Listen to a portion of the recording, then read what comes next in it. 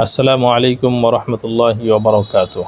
আমরা জানি জাকাত ইসলামের 5টি স্তম্ভ সমূহের মধ্য হতে অন্যতম একটি স্তম্ভ। এটি একদিকে যেমন ইবাদত, অন্যদিকে এটি অর্থনৈতিক সুশৃঙ্খল একটি পদ্ধতিও। এটি যেমন ব্যক্তিকে পরিশুদ্ধ করে, যেমনটি কোরআনে কারিমে নবীজিকে উদ্দেশ্য করে আল্লাহ তাআলা ইরশাদ করেছেন, খুয মিন আমওয়ালিহিম সাদাকাতান তুতাহহিরুহুম ওয়া তুযাক্কিহিম বিহা। হে নবী, আপনি তাদের সম্পদ হতে জাকাত গ্রহণ করুন, তাদেরকে পরিশুদ্ধ ও পবিত্র করতে। অপরদিকে এটি অর্থনৈতিক ভারসাম্যতা বজায় রাখতে এবং অর্থনীতিকে সচল রাখতে বড় ভূমিকা রাখে। সে সমস্ত ভূমিকাগুলো আলোচনা করলে আমরা কয়েকটি পয়েন্টে আলোচনা করতে পারি। 1. বিনিয়োগ বৃদ্ধি। যখন একজন ব্যক্তি জানবে আমার সম্পদ জাকাত দিতে দিতে ধীরে ধীরে শেষ হয়ে যাবে, কমে যাবে, তখন স্বভাবতই সে তার সম্পদ অলস বসিয়ে রাখবে না, বরং সেগুলোকে বিনিয়োগ করবে এবং সেখান থেকে সে আরও বেশি অর্থ উপার্জনের চেষ্টা করবে। যদি অর্থ শুধু শুধু পড়ে থাকে, অলস পড়ে থাকে, তাহলে এটি অর্থনৈতিক স্থবিরতা এনে দেবে। 2. অর্থনৈতিক গতিশীলতা। অর্থাৎ যখন একজন ব্যক্তি গরিব ব্যক্তিকে জাকাত দেবে, যে সকল গরিবরা অর্থের অভাবে সমাজের অর্থনৈতিক কর্মকাণ্ডে যুক্ত হতে পারেনি, তারা সে সমস্ত সম্পদ পেয়ে অর্থনীতিতে যোগ দিতে পারবে।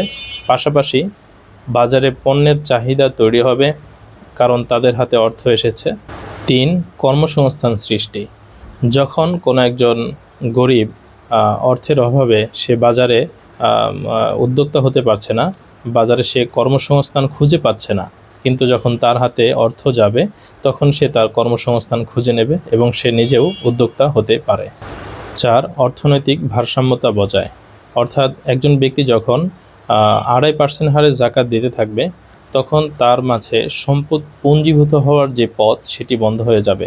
অর্থাৎ আবশ্যকীয়ভাবে সে যখন 100 টাকায় 2.5 টাকা মানুষকে ডিস্ট্রিবিউশন করবে, গরিবদের মাঝে ডিস্ট্রিবিউশন করবে, সমাজের মাঝে ছড়িয়ে দিবে, তখন সম্পদগুলো শুধুমাত্র ধনীদের মাঝে পুঞ্জীভূত হয়ে যাওয়ার যে বিষয়টি রয়েছে এবং অর্থনৈতিক যে মেদ রয়েছে সেটা তৈরি হবে।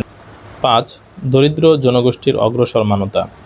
যখন দরিদ্র জনগোষ্ঠী শিক্ষা, স্বাস্থ্য এবং তাদের মৌলিক প্রয়োজনগুলো পূরণ করতে পারবে জাকাতের অর্থের মাধ্যমে, তখন দেখা যাবে তারা দেশের অর্থনীতিতে তাদের শিক্ষা, তাদের মেধা, তাদের উৎপাদন দিয়ে শক্তির উৎস হয়ে উঠবে। এ সকল মৌলিক বিষয়গুলো আমরা অর্থনীতিতে জাকাতের প্রভাব হিসেবে বিবেচনা করতে পারি। এ সকল মৌলিক বিষয়গুলো ছাড়াও আরও অনেক বিষয় রয়েছে যেগুলো জাকাতের মাধ্যমে অর্থনৈতিক ভারসাম্যতা বজায়ে বড় ভূমিকা পালন করতে পারে। মনে রাখবেন, জাকাত এটি গরিবদের প্রতি ধনীদের অনুগ্রহ কিংবা অনুকম্পা নয়, বরং এটি যিনি পৃথিবীর সৃষ্টিকর্তা, যিনি বিধানদাতা, মহান রব্বুল আলামিন আল্লাহ তাআলার পক্ষ থেকে দেওয়া গরিবদের হক। অতএব তাদের কাছে তাদের হক পৌঁছে দেওয়া এটি ধনীদের জন্য, বিত্তবানদের জন্য আবশ্যকীয় দায়িত্বের অংশ। আল্লাহ তাআলা বলেন, ওয়াল্লাযীনা ফী আমওয়ালিহিম হাক্কুম মা'লুম লিস-সাইলি ওয়াল মাহরুম। মুমিন তারাই যাদের সম্পদে রয়েছে গরিবদের জন্য সুনির্ধারিত হক, যারা চায় তাদের জন্য এবং যারা বঞ্চিত তাদের জন্য। আসুন আমরা জাকাতের ক্ষেত্রে যত্নবান হই। আল্লাহ তাআলা আমাদের সকলকে তৌফিক দান করুন। আমিন। আসসালামু আলাইকুম ওয়া রাহমাতুল্লাহি ওয়া বারাকাতুহু।